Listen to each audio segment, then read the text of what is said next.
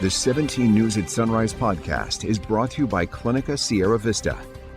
Welcome back to the 17 News at Sunrise podcast, where we share your news on your schedule. Working in the spirit of the Golden Empire, this is 17 News at Sunrise.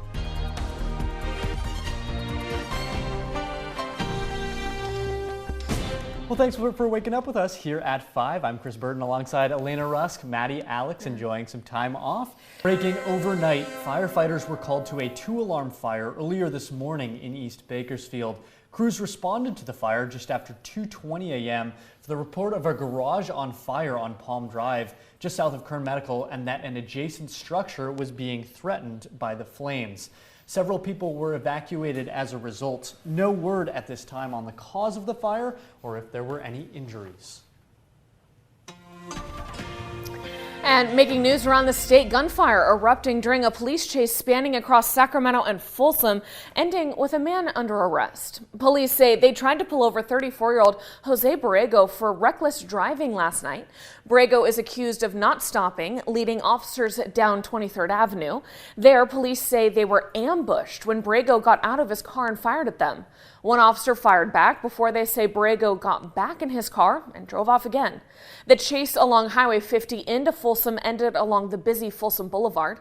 Borrego's car was found abandoned, and after a short search, Borrego was arrested at a light rail station. Obviously, this is a very dangerous situation. It's hard. Our officers do a hard job every day, and to be confronted with gunfire it's quite honestly, it's scary. A massive law enforcement effort took part in arresting Borrego. When taken into custody, police say a gun was found. One officer was hurt in the shooting, but is expected to be okay. An exchange of gunfire forced the 405 freeway to shut down for nearly 10 hours yesterday, creating a traffic nightmare and gridlock for drivers during the morning commute. It all began just before 3 a.m. yesterday when CHP officers discovered a red Mustang on the freeway shoulder near the Skirball Center Drive exit. The airbags had been deployed and a man was standing outside the car. That man later identified as Michael Northcott. Officers say he opened fire when they approached to see if he was okay. The suspect was hit by return fire several times. He is being treated at a hospital. The officers were not hurt, but their cruisers were struck several times. It's not clear what led to that gunfire. And check this out, a large fire at a food processing plant in Salinas forced people out of their homes and closed 4 nearby schools. A shelter in place and evacuation were ordered Wednesday when the fire started. Nearly 100 firefighters worked to put out those large flames. Fire crews say at one point there were concerns that there could be an explosion of ammonia.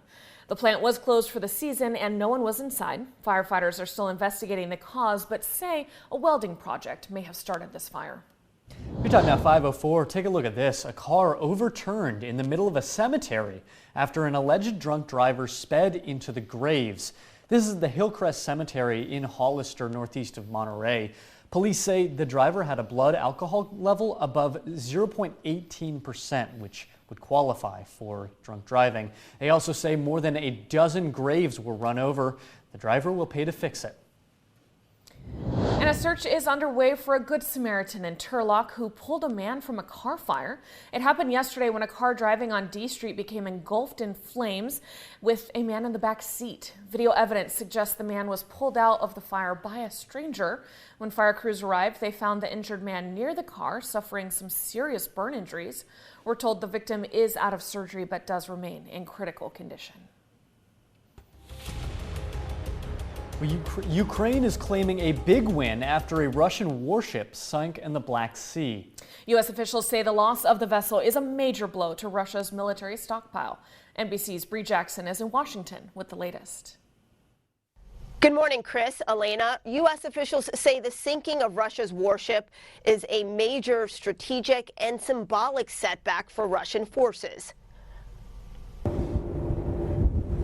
One of Russia's premier warships underwater in the Black Sea this morning.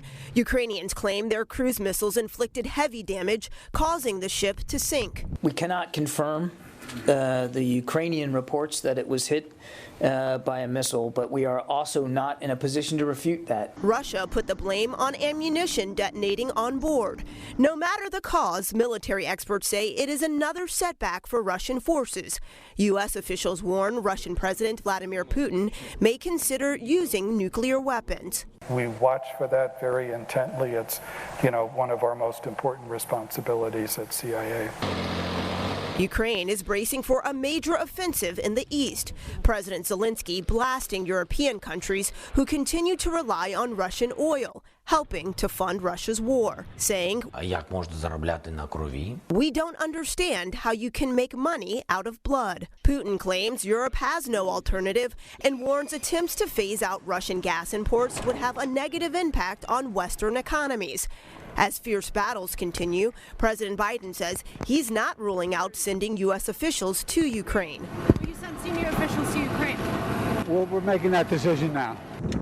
As we await a decision on that, $800 million in military aid is now on its way.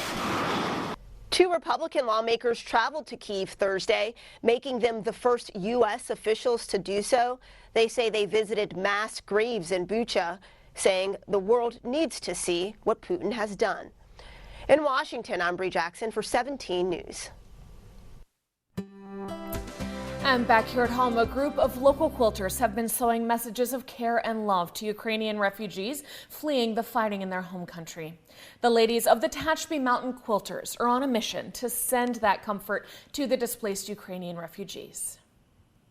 So like with this block, it's Ukrainian flag colors, but there's the sunflower in the center. So yeah, it just kind of, makes you think about, okay, here's a simple block, but what can I make it to personalize it to help symbolize the people that you're sending this to. Now, these blocks will eventually go to a noted German quilter who will finish the quilts and distribute them to the refugees in Poland. It is not the first time they have embarked on such a mission. Their quilts give comfort to children hospitalized at Children's Hospital Los Angeles and have even comforted those that lost everything in the Dixie Fire. The Tehachapi Mountain Quilters are continuing this effort on Monday at the Stallion Springs Community Church from 10 a.m. to 2 p.m. The community is invited and materials will be provided. You can find more information to join them on our website, kget.com. That's amazing. It's so good. And I don't know if you know much about quilting. My mother-in-law is a very talented quilter. Oh, really? These blankets take hundreds, thousands of hours of work. So to pour that much love into it, it's amazing. That is so important. Yeah. Working in the spirit of the Golden Empire, this is 17 News at Sunrise.